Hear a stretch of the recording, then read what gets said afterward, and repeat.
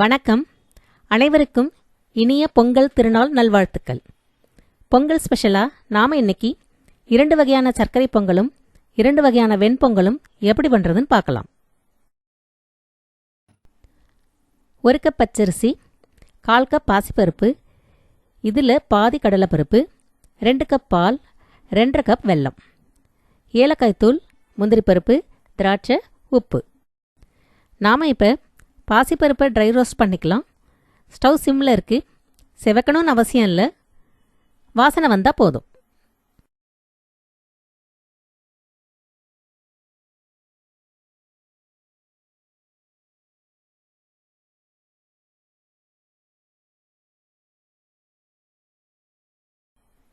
இப்போ குக்கரில் 2 table spoon நெய் விட்டுக்கலாம்.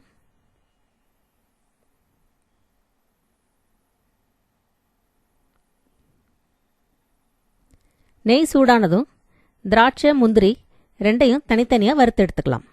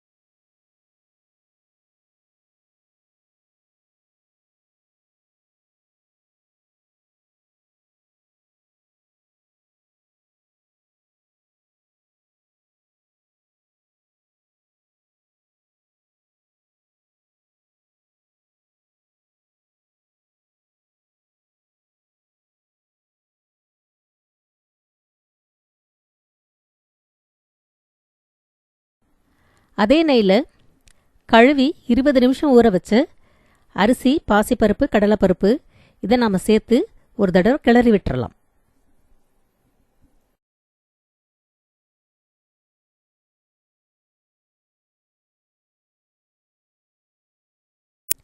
ரெண்டு கப் பாலோட 3 கப் தண்ணி சேர்த்து மொத்தமாக 5 கப் இதை நாம் இப்போ குக்கரில் சேர்த்துக்கலாம்.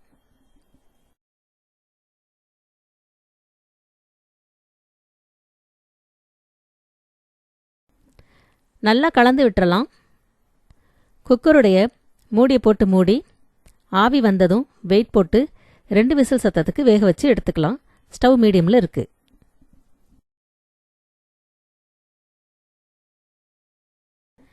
இதுக்கிடையில் நாம் வெள்ளை கரைசலை ரெடி பண்ணிக்கலாம். இப்போ நான் ஒரு 1/2 டம்ளர் தண்ணி விட்டுக்கிறேன். தண்ணி கொதிக்கிற வரைக்கும் ஸ்டவ்வை மீடியமில் வச்சுக்கலாம். தண்ணி கொதித்ததும் ஸ்டவ்வை சிம்மில் வச்சுட்டு வெள்ளத்தை கரைய விடலாம். பாகெல்லாம் வரணும்னு அவசியம் இல்லை.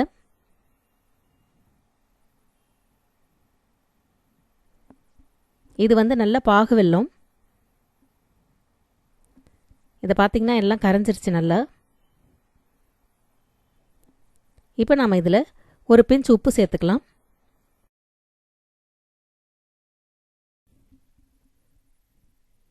ஆவியெல்லாம் அடங்கிருச்சு. நாம் இப்போ மூடியை திறந்துடலாம்.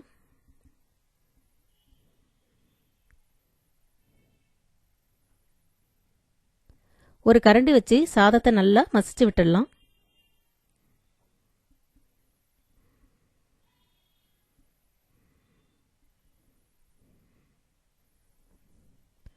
கரைச்சி வச்சிருந்த வெள்ளைக்கரசலை வடிகட்டி சாதத்தோட சேர்த்துடலாம்.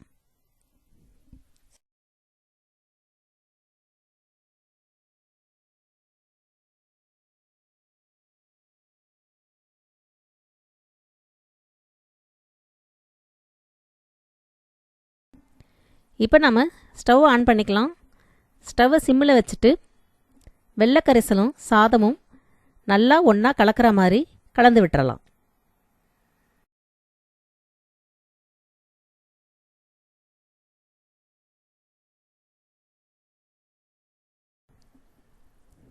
இப்போ நம்ம ஏலக்காய் தூள் சேர்த்துக்கலாம்.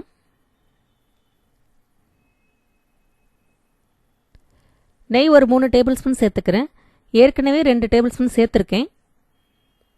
நெய் அவங்கவுங்க இஷ்டம், தேவைக்கு தகுந்த மாதிரி சேர்த்துக்கலாம். நெய் சேர்த்ததுக்கப்புறம் நல்லா கிளறி விட்டுறலாம்.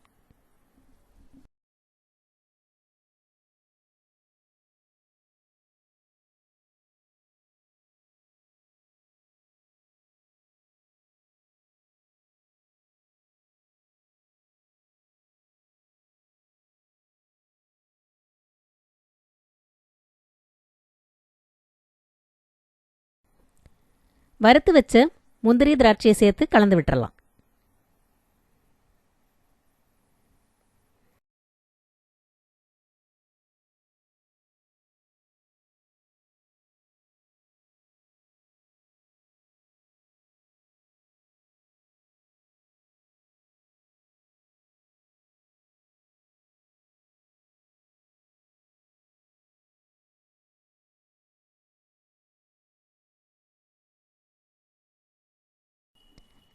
சக்கரை பொங்கல் ரெடி. அடுத்து இன்னொரு வகையான சக்கரை பொங்கல் எப்படி பண்ணுறதுன்னு பார்க்கலாம். இதில் பாசிப்பருப்பு சேர்க்காம பண்ண போகிறோம். 1 கப் பச்சரிசி, 1.25 கப் வெல்லம், முந்திரி, திராட்சை, தேங்காய் துண்டுகள் தேவையான அளவு, நெய், உப்பு 1 பிஞ்ச், ஏலக்காய் தூள்.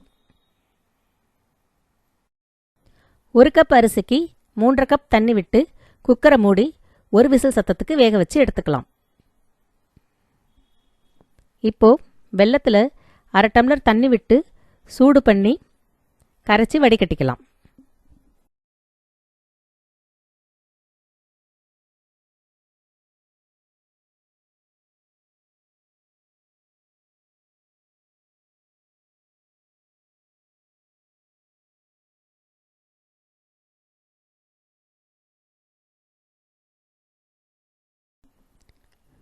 சாதம் வெந்துருச்சு. இப்போ ஒரு கரண்டி வச்சு மசிச்சு விட்டுறலாம். வேறொரு பாத்திரத்துக்கு மாற்றி வச்சுக்கலாம்.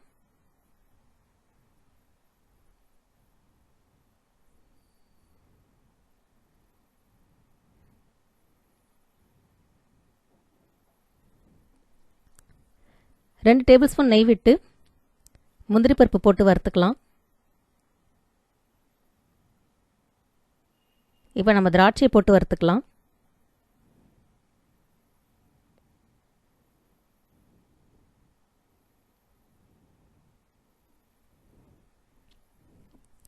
தேங்காய் துண்டுகளையும் சேர்த்து சிவக்க வறுத்துக்கலாம்.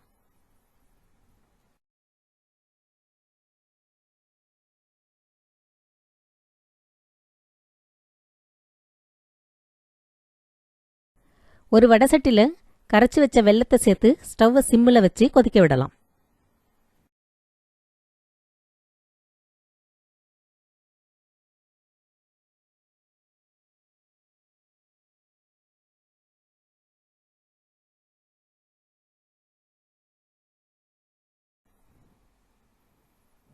கொதிச்சா போதும், பாகு பதம்லாம் தேவையில்லை.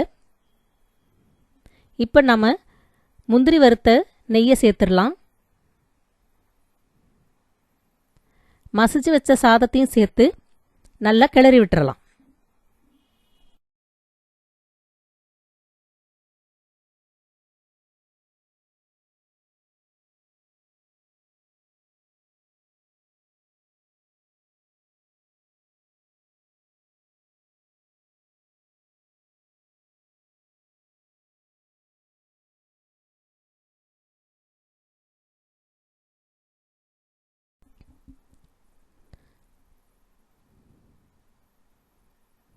ஒரு பிஞ்ச் சால்ட் சேர்த்துக்கலாம்.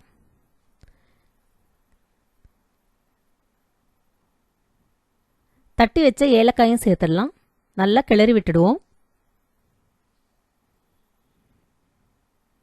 இப்போ நான் 2 டீஸ்பூன் நெய் சேர்த்துக்கிறேன். நல்லா மிக்ஸ் பண்ணிடலாம்.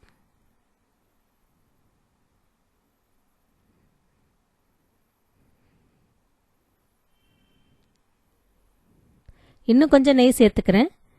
நெய் தேவையான அளவுக்கு கூட சேர்த்துக்கலாம், அவங்கவுங்க விருப்பம். இப்போ நாம் வறுத்து வச்ச முந்திரி, திராட்சை, தேங்காய் துண்டுகள் எல்லாத்தையும் சேர்த்து நல்லா கிளறி விட்டுறலாம். பாசிப்பருப்பு சேர்க்காம செய்த சக்கரை பொங்கல் ரெடி. இந்த வீடியோ ஏற்கனவே நான் அப்லோட் பண்ணியிருக்கேன். ஆர்பிகே கிச்சனில் அடுத்தடுத்து அப்லோட் ஆகிற ரெசிபீஸோட இன்டிமேஷன் உங்களுக்கு கிடைக்கிறதுக்கு சப்ஸ்கிரைப் பண்ணிட்டு பக்கத்தில் இருக்கிற பெல் பட்டனை ப்ரெஸ் பண்ணிக்கோங்க.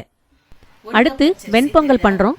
1 கப் பச்சரிசியும் 1/2 கப் பாசிப்பருப்பையும் ஸ்டவ்வை சிம்மில் வச்சுக்கிட்டு லேசாக வறுத்துக்கலாம்.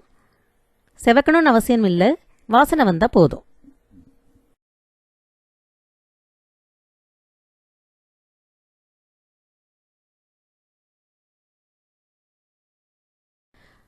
வறுத்த அரிசியும் பருப்பையும் கழுவிட்டு 20 நிமிஷம் ஊற வச்சிருக்கு. முந்திரி பருப்பு எடுத்திருக்கு. பச்சை மிளகாய், இஞ்சி, நெய், 1 டீஸ்பூன் மிளகு, 1 டீஸ்பூன் சீரகம், பெருங்காயம், கருவேப்பிலை, 3 டேபிள் ஸ்பூன் நெய் விட்டுக்கலாம்.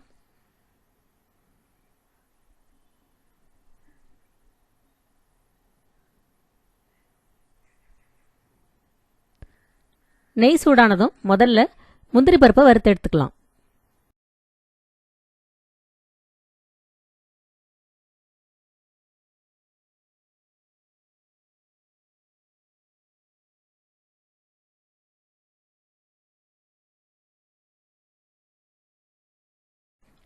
ஸ்டவ் சிம்மில் இருக்கு. அதே நெய்யில் சீரகம்,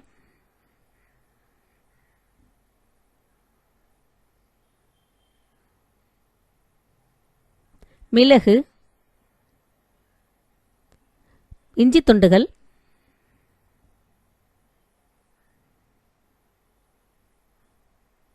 அரிஞ்சு வச்ச ஒரு பச்சை மிளகாய்,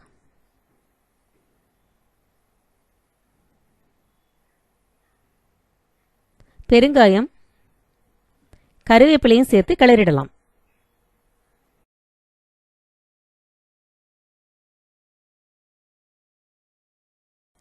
தண்ணி வடிச்சிட்டு எடுத்து வச்ச அரிசியையும் பருப்பையும் இப்போ நாம குக்கரில் சேர்த்து ஒரு தடவை கிளறி விட்டுறலாம்.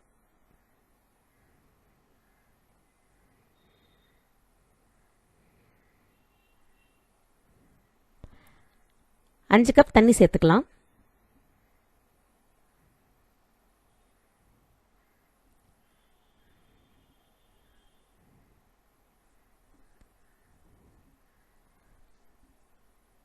தேவையான அளவுக்கு உப்பு சேர்த்துட்டு கிளறி விட்டுட்டு குக்கருடைய மூடியை போட்டு மூடி ஆவி வந்ததும் வெயிட் போட்டு 2 விசில் சத்தத்துக்கு வேக வச்சுக்கலாம். ஸ்டவ்வை மீடியமில் வச்சுக்கலாம்.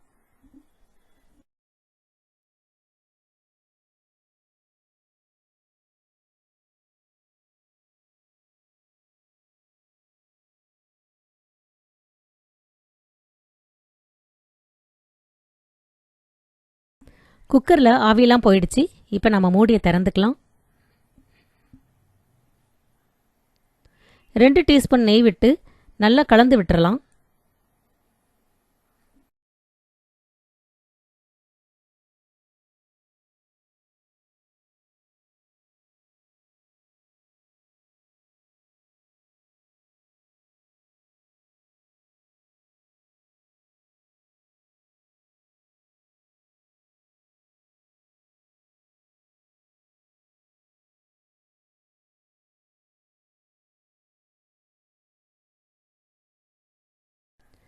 வறுத்த முந்திரி பருப்பு சேர்த்துடலாம்.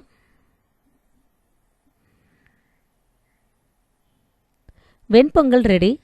அடுத்து இன்னொரு வகையான வெண்பொங்கல் எப்படி பண்ணுறதுன்னு பார்க்கலாம். 1 கப் பச்சரிசி, 1/2 கப் பாசிப்பருப்பு, இது ரெண்டையும் நம்ம வறுக்கலை. இதுக்கு 4.5 கப் தண்ணி எடுத்திருக்கேன்.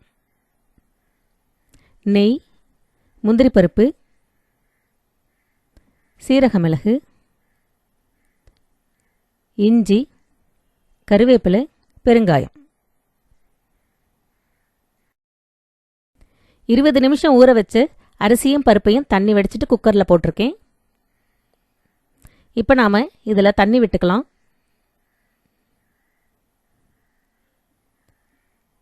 தேவையான அளவு உப்பு போட்டு கலந்து விட்டு மூடி போட்டு மூடி 1 விசில் சத்தத்துக்கு வேக வச்சு எடுத்துக்கலாம்.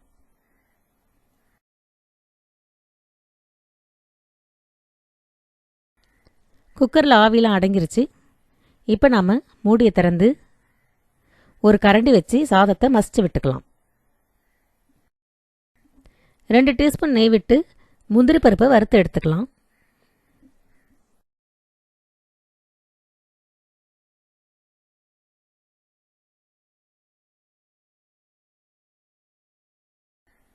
அதிலே இன்னும் 2 டீஸ்பூன் நெய் விட்டு இஞ்சியை சேர்த்து கிளறிடலாம். கருவேப்பிலை போட்டுடலாம்.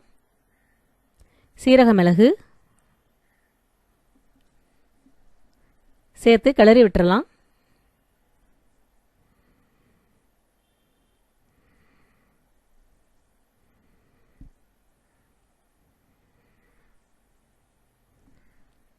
கடைசியாக பெருங்காயத்தையும் சேர்த்துட்டு இந்த கலவையை மசிச்சு வச்ச சாதத்தில் கொட்டிடலாம்.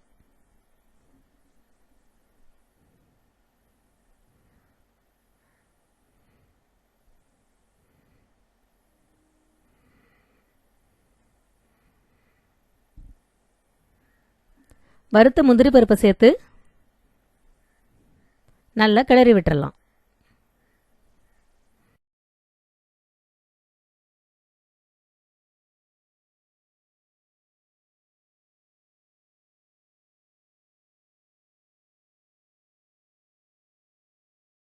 வெண்பொங்கல் ரெடி. இப்போ பார்த்து 2 விதமான வெண்பொங்கலுமே நான் ஏற்கனவே அப்லோட் பண்ணியிருக்கேன்.